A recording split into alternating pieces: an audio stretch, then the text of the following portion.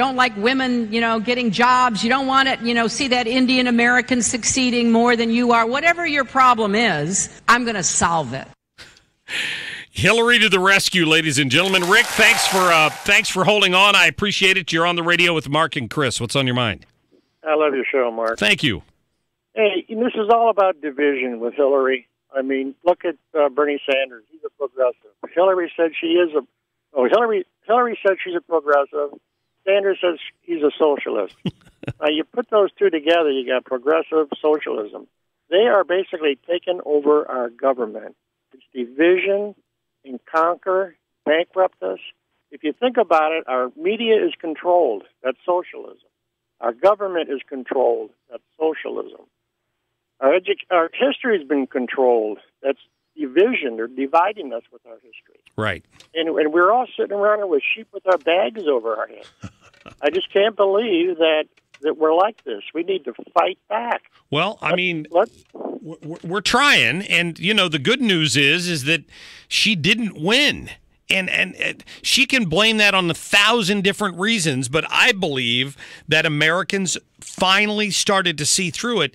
And every victory Donald Trump gets, Rick, when the economy adds 300,000 jobs, when you see businesses coming back to America and steel mills reopening and all of that, I think Americans are paying attention to that. But what they've got to do is overcome that drowning drumbeat of negativity that we get constantly from the national media.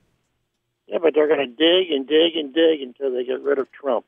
Oh, I think they'll keep trying. They're going to get rid of him. Yeah, you're right. They're going to try. Rick, it's a takeover. It's a takeover. I appreciate the call, my friend. Thank you. Yeah, you bet. Listen to Maxine Waters. Go to cut number 9 for us, Kelly. Go to cut number 9, please. If he thinks he can stop me from talking about impeach 45, he's got another thought coming. I am not intimidated by him. I'm going to keep saying that we need to impeach him. But we can only do that if we elect people who are going to back our agenda and fight for our values. And that is why we have to defeat Nancy Pelosi,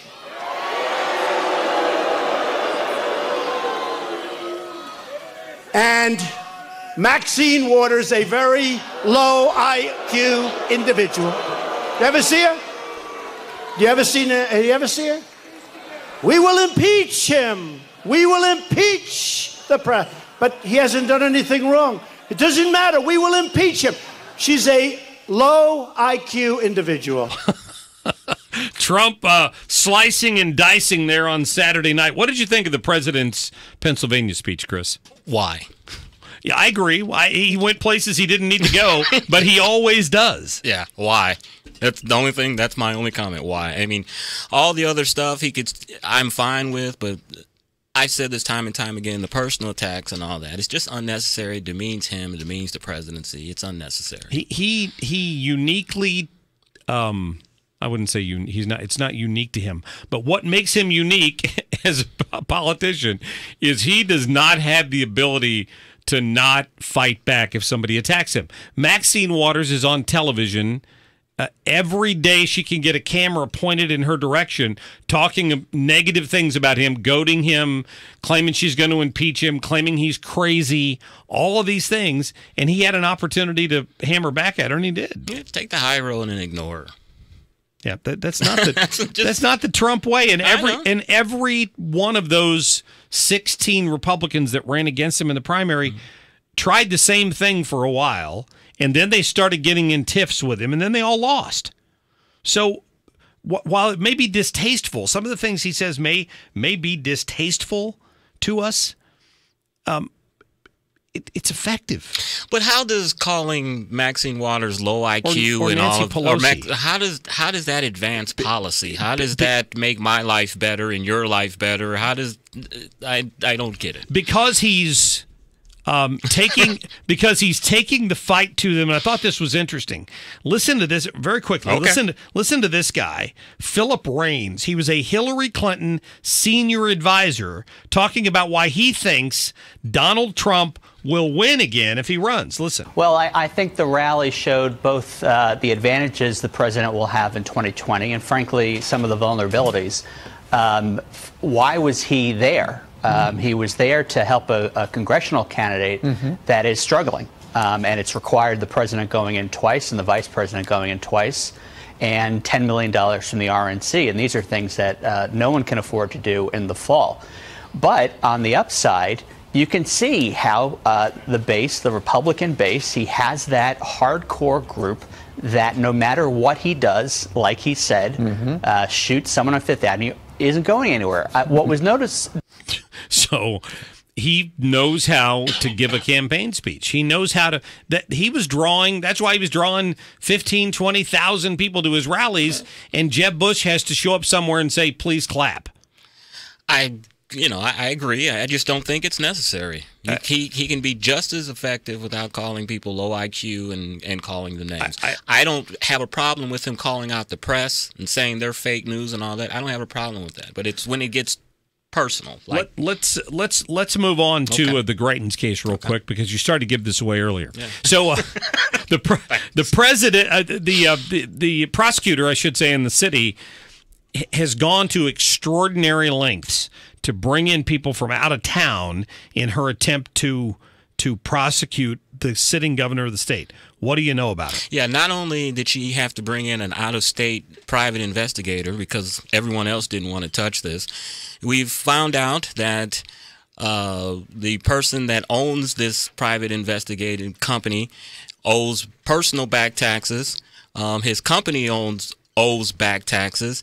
And his company is registered in Delaware, and they're about to deregister his company because he hasn't bothered to file any of the paperwork regarding his company. And it's just frightening and troublesome that this is the investigative firm that she has hired for $250 an hour to come in here and investigate the governor, and they've got a lot of skeletons and a lot of dirt in their own closet. The guy's not even paying his own taxes, corporate or personal. And that's not. I mean, that's not the guy she hired who worked for the Mike Brown family. That's a separate case. That's a whole separate case. Yeah. So then locally, you also found out that a local investigator has filed a complaint that somebody she's hired is not registered properly to be an investigator in the state of Missouri. Yeah, there's a gentleman that we're going to try to have on either your show or on the Weekend Report that he is a private investigator here in Missouri, and he has filed a complaint with the board that regulates private investigators, saying that they can't operate in Missouri. They're not licensed. Yeah. And he's filed a complaint with that, and he's a private investigator himself, and love to get his thoughts on this.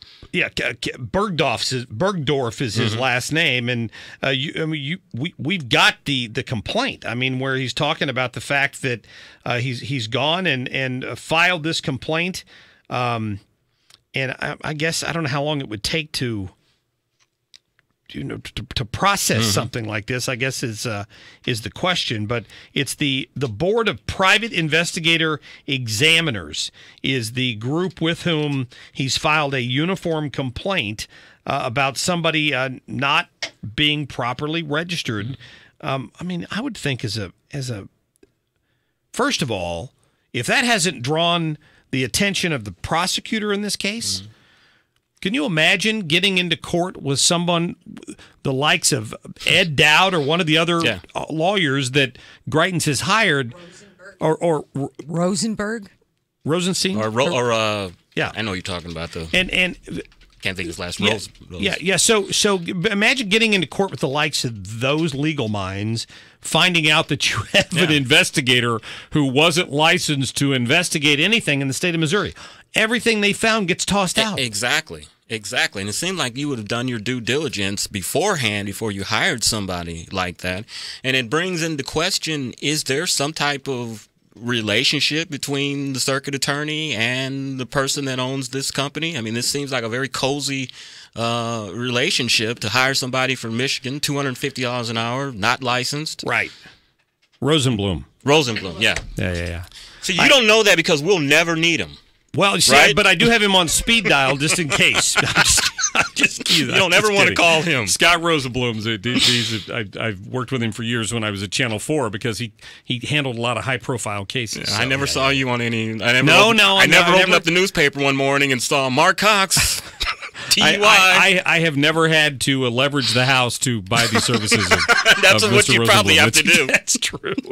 Just for the retainer. But you know things have gotten serious at that point, right? If you're bringing him in. Ginger's college fund will be gone. It's gone, baby. Just gone. Sorry, Dad's got to get this cleared up. That's funny. Hey, Chris Arps, we're hoping to get a live report from you tomorrow when President Trump comes to town. Yes, I've been honored along with my wife because she's with the state committee. We're going to be on the tarmac tomorrow greeting the president. So that's an honor. Give my best to the president and the first lady, please. I will. Awesome. I will. Chris Arps, I appreciate that. At Carps on Twitter. Appreciate you. Stick around for the Weekend Report every Saturday at 4. Much more to come for you coming up in the next hour of The Mark Cox Show.